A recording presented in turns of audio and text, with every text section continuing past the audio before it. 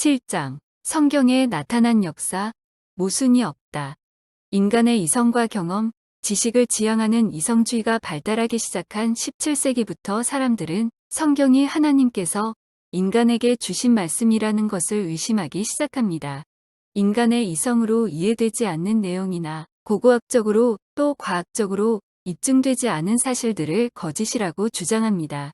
인간의 제한적 지식으로 성경을 판단하려는 시도를 성경 비평학이라고 부릅니다.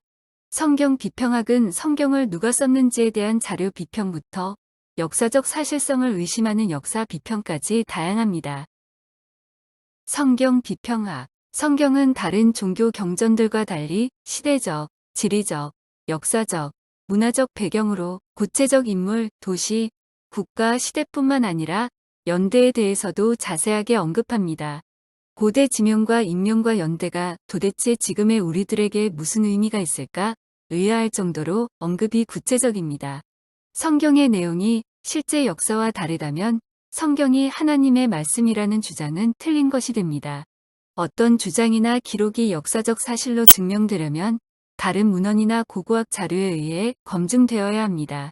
그런데 이스라엘의 다윗과 솔로몬이 통치했던 BC 10세기 이전까지는 문헌 자료가 거의 존재하지 않기 때문에 성경의 사실을 증명할 방법이 없는 것 같았습니다. 그래서 성경 비평가들은 성경이 역사적 사실이 아니라 단지 교훈을 위한 설화라고 주장하며 반박했습니다. 하지만 고고학적 발굴과 연구가 계속될수록 성경의 인물, 나라, 도시, 사건들이 실제했고 그 시대가 고고학적으로 일치한다는 사실이 속속 밝혀지게 되었습니다. 지금까지 성경의 내용과 고고학의 발굴 자료 간에 모순되는 것은 하나도 없었고 완벽하게 부합합니다. 이제 성경 비평가들은 무엇을 의심했으며 그들의 의심은 어떻게 답변되었는지 고고학이 제시한 증거들과 함께 살펴보겠습니다. 발달한 초기 문명. 진화론자들은 초기 인류가 미개한 원시인이었다고 주장하지만 성경에 의하면 초기 인류는 상당히 발달된 문명을 갖고 있었습니다. 가인은 도시를 건설했고 두발가인은 동과 철을 사용했고 노아 때에는 대규모의 방주를 만들기도 했습니다. 고고학자들도 초기 인류가 발달된 문명을 갖고 있었다는 점에서 성경에 동의합니다. 르네 누어버게는 인류 문명이 원시적으로 시작했다가 점진적으로 발전되어 왔다는 정통 역사학자들의 주장이 매우 심각하게 도전받고 있다고 말합니다. 반면 초기 조상들이 놀라운 문명을 갖고 있었다는 증거는 날로 커져가고 있습니다. 오파츠, 고고학, 지질학, 고생물학 등이 그 사실을 증명합니다. 오파츠는 고고학 용어로 있어서는 안 될 장소에 있는 유물 또는 시대와 일치하지 않는 인공물들을 말합니다. 거인족 네피림. 성경에는 거인들에 대한 기록이 의외로 많습니다. 가드 사람 골리앗의 키는 298cm였고 바산왕 옥의 침대 길이는 414cm였고 배틀채 같은 창자루를 들었던 거인도 있고 그 앞에서 메뚜기같이 작아 보였던 거인도 있고 이외에도 여러 거인들이 등장합니다. 고고학적으로 확증되기 전까지 거인에 대한 성경 이야기는 신화로만 받아들여졌습니다. 그러나 러시아의 저명한 고고학자 언스트 몰다스프는 각국의 전설 중에서 거인에 관한 기록을 종합한 후 지구상의 거인 집단이 확실히 존재했다고 주장합니다. 세계 각지에서 발견된 거인에 대한 고고학적 증거는 상당히 많고 또 고대 문헌에서도 거인에 대한 기록이 많이 발견됩니다. 대부분의 신화에 신과 인간의 결혼으로 생긴 영웅들과 전사들이 등장하는데 실제 역사에서 있었던 오래전의 이야기에서 전래되었을 겁니다. 그것이 후손에게 전승되며 여러 모양으로 각색되고 과장되어 영웅적 인물들을 탄생시켰습니다. 성경은 인류 초반부에 거인이 생겨난 배경을 말합니다. 사람의 딸들이 하나님의 아들들과 결합하면서 거인이 탄생했다고 기록합니다. 거인 네피림은 하나님이 원하시지 않았던 돌연변이 피조물이었을 겁니다. 그들은 몸이 너무 커서 환경에 적응하지 못하고 사람과의 전쟁 등에 의해 멸종한 것으로 보입니다. 그럼 거인족을 탄생시킨 하나님의 아들들은 누구일까요? 여러 의견이 있지만 그들은 아마도 하나님의 창조 질서를 거역하며 하나님의 계획을 회방할 방법을 적극적으로 찾는 타락한 천사라고 추정됩니다. 성경의 여러 곳에서 천사들은 하나님의 아들들이라고 불리웠는데 타락한 이후에도 그렇게 불리웠던 것 같습니다. 천사들은 영적인 존재지만 인간의 육체로 나타날 수 있으며 자유의지를 갖고 하나님을 반역하며 인간을 미혹하기도 합니다. 심지어 인간과의 성적 결합도 가능했던 것으로 보입니다. 하나님을 거역하는 세상의 죄악이 극심해지자 하나님은 한탄하시며 노아 시대의 대홍수로 심판하십니다. 타락한 천사들과 타락한 사람들의 음란하고 비뚤어진 결합만이 하나님의 가혹한 심판을 정당화할 수 있는 것처럼 보여집니다. 니무롯과 바벨탑. 노아 시대의 대홍수 이후 얼마 지나지 않아 인류 최초의 정복 군주가 나타납니다. 그는 노아의 아들인 함의 손자 니무롯이지요. 니무롯은 여호와 앞에서 용감한 사냥꾼으로 불리었는데 이름은 반역을 의미하는 히브리어에서 유래했습니다.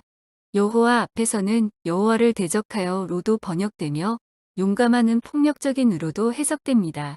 그는 여러 나라들을 정복해가는 과정에서 무자비한 인간 사냥꾼이 되었고 자신의 힘을 믿으며 하나님을 대적했던 것으로 추정됩니다.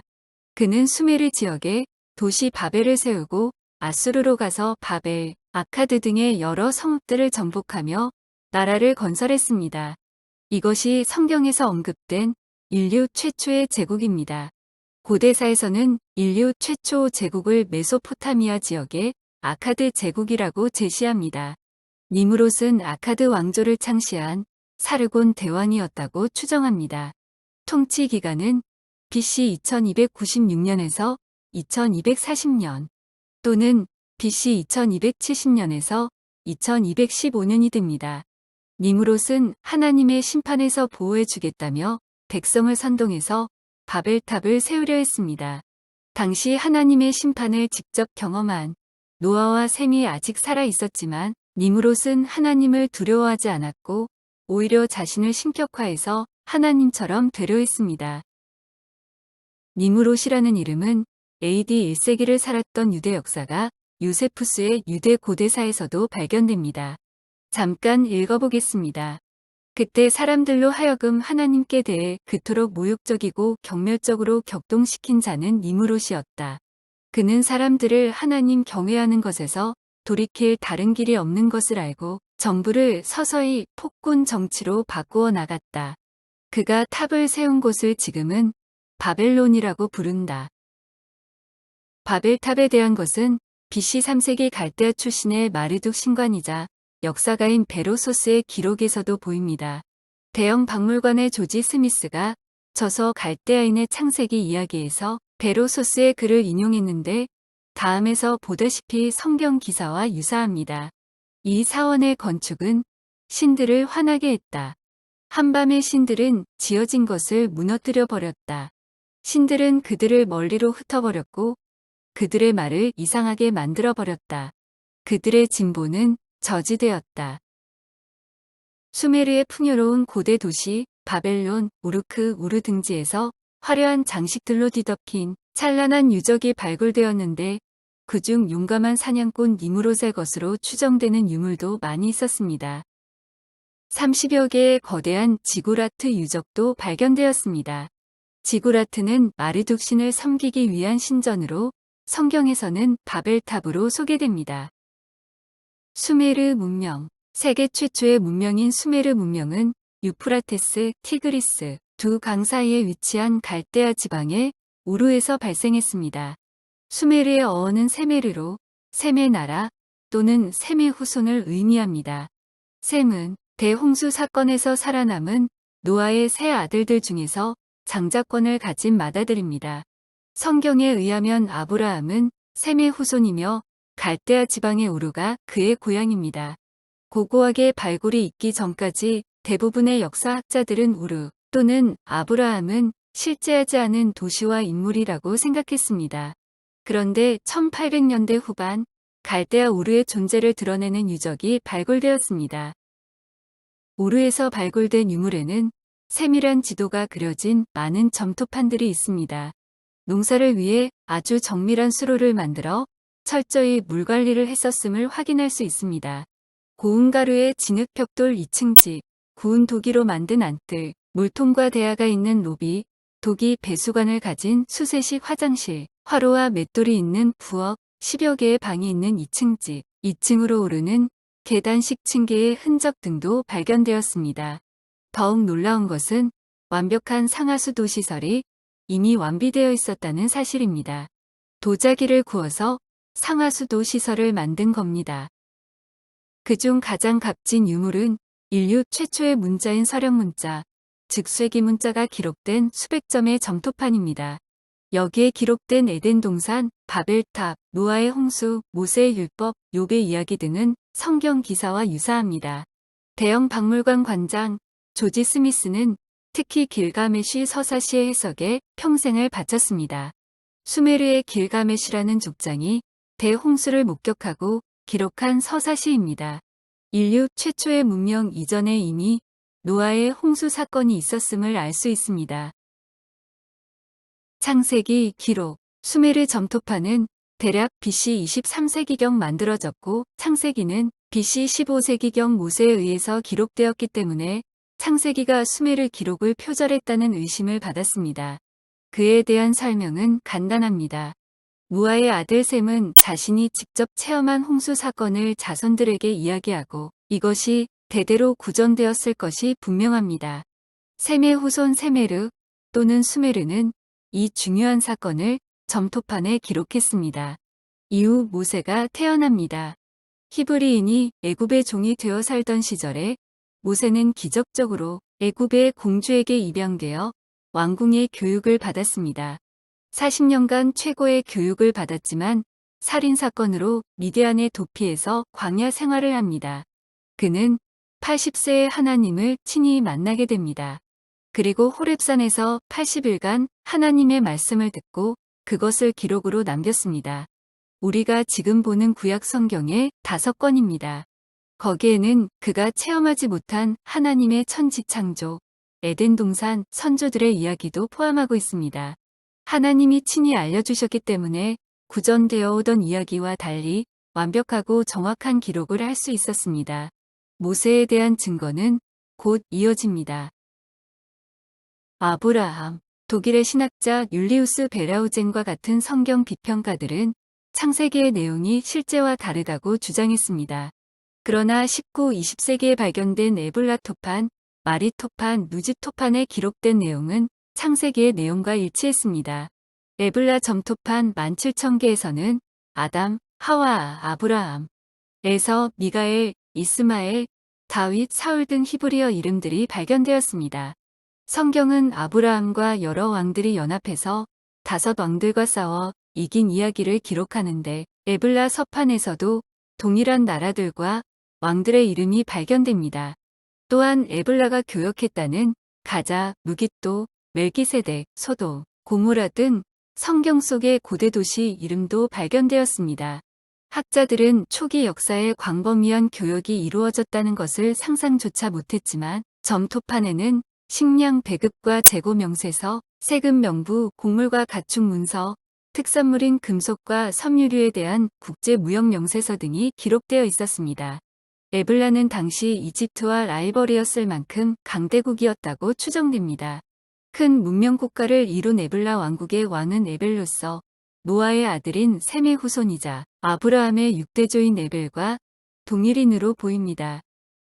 아브라함은 하나님의 명령을 따라서 가나안으로 향하다가 하란에 머물렀다는 기사가 있습니다. 자기 조상 에벨이 세웠던 찬란한 에블라 왕국의 고토, 하란 땅에 안주하려고 했던 것으로 보입니다. 점토판에서도 가나안과 하란의 명칭을 볼 수 있습니다. 아브라함은 하나님의 약속과는 달리 아직 자식이 없어서 재산을 종 엘리에셀이 갖게 될 것이라며 하나님을 원망하는데 누지토판은 당시에 자식이 없는 경우 종을 재산 상속자로 정하는 제도가 있음을 기록하고 있습니다. 그러자 하나님은 이미 늙어버린 아브라함에게 자녀를 주시겠다고 약속하셨습니다. 언약의 표시로 동물을 반으로 갈라 서로 마주보게 하셨는데 그때 하나님이 사이로 지나가셨습니다. 말이 토판에 따르면 당시의 계약을 맺을 때 당나귀를 반으로 갈라놓고 계약 당사자가 그 사이를 지나게 했다고 합니다. 이것은 계약을 어겼을 때에 당나귀처럼 죽게 될 것이라는 법적인 표시라고 합니다. 자식을 낳지 못하는 사라는 자신의 종 하갈을 아브라함과 동침하게 하여 이스마엘을 낳게 했습니다. 아내가 아들을 낳지 못하면 자신의 종을 통해서 자식을 낳게 하는 제도 역시 누지 토판에 기록되어 있습니다. 창세기 31장을 보면 야곱이 장인인 라반을 떠날 때 아내 라헬이 아버지의 우상인 드라빔을 훔쳐 나옵니다. 드라빔이 없어진 것을 알게 된 라반은 야곱을 건드리지 말라는 하나님의 경고를 받고도 야곱을 추격해서 우상을 찾아내려고 합니다. 드라빔이 왜 그렇게 중요했을까요? 누지 토판에는 드라빔이 단순한 우상이 아니라 드라빔을 소유한 자가 집안의 상속권과 장자권을 갖는다는 기록이 있습니다. 성경 비판가 벨하우제는 창세기가 BC 10세기에서 5세기에 쓰여졌다고 주장합니다. 만일 그의 주장이 사실이라면 그보다 1000년 전의 명칭과 문화를 그처럼 정확하게 기록할 수 없었을 것입니다.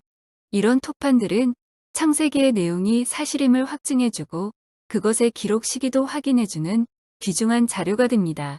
1978년 내셔널 지오그래픽지는 4300년의 세월 동안 서판의 기록이 어떻게 이렇게 잘 보존될 수 있었는가 질문하면서 아이러니컬하게도 불꽃이 점토판을 파괴한 것이 아니라 그것을 구우면서 후세를 위해서 문자를 잘 보존할 수 있었다고 답변했습니다.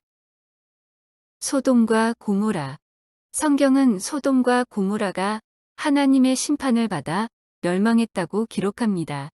성경 비평가들은 소돔과 고모라가 실제하는 도시가 아니라고 주장했습니다. 그러나 1924년 사해 남동부 바베드러와 누메이라에서 유적이 발굴되면서 그것이 실제했던 도시임을 증명했습니다. 그곳은 지진이 일어날 가능성이 가장 높은 지각판의 분기점에 위치하고 있었습니다. 또한 토양은 아스팔트와 유사한 역청 성분을 많이 포함하고 있는데 역청에는 다량의 유황 성분이 함유되어 있었습니다.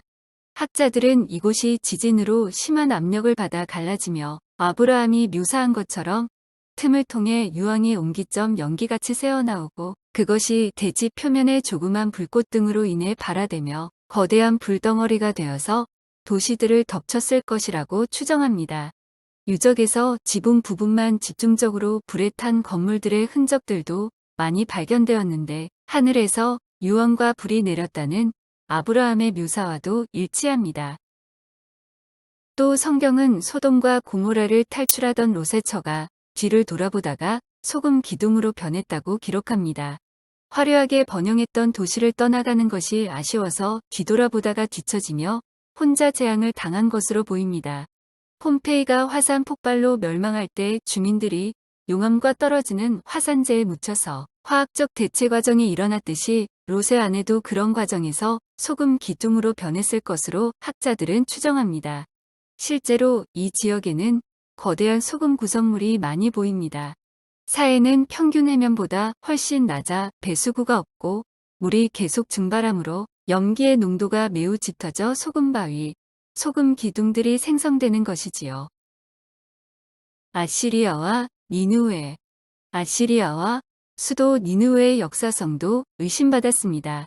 성경에는 아시리아의 이름이 132번, 니느웨의 이름이 20번 등장하고 수백 년이 지나서 예수님도 니느웨를 언급하셨지만 니느웨의 흔적은 아무 곳에도 없었기 때문입니다. AD 2세기의 그리스 학자 사모사타는 니느웨는 사라졌고 흔적도 없다. 그것이 존재했다고 아무도 말할 수 없게 되었다며 탄식했습니다. 그런데 완전한 폐허로 묻혀있던 니느웨가 1842년 티그리스강 동쪽에서 거대한 잔해로 발견되었습니다. 그곳에는 거대한 궁전의 흔적과 아시리아의 이야기를 담은 수천 개의 묘비가 있었습니다. 약 30m 높이의 성벽은 그 위로 4대의 전차가 나란히 지나갈 수 있을 정도로 넓고 성벽 둘레에는 넓이 42m, 깊이 18m의 호수와 수백 개의 탑이 있었던 대도시였음을 확인할 수 있었습니다. 니무롯이 건설한 초기 도시 국가들 중 하나였던 아시리아는 매우 호전적인 왕국으로 성장하며 주변의 여러 왕국들을 점령해 나갑니다. BC 722년에는 이스라엘을 침략하고 멸망시킵니다.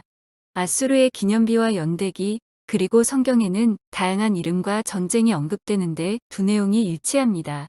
아시리아는 산헤리방 때 전성기를 맞고 니느웨를 수도로 삼습니다. 니느웨는 BC 17세기 함무라비 법전에도 등장했던 아주 오래된 도시로서 아시리아어로 니누아 또는 니나라고도 불렸습니다.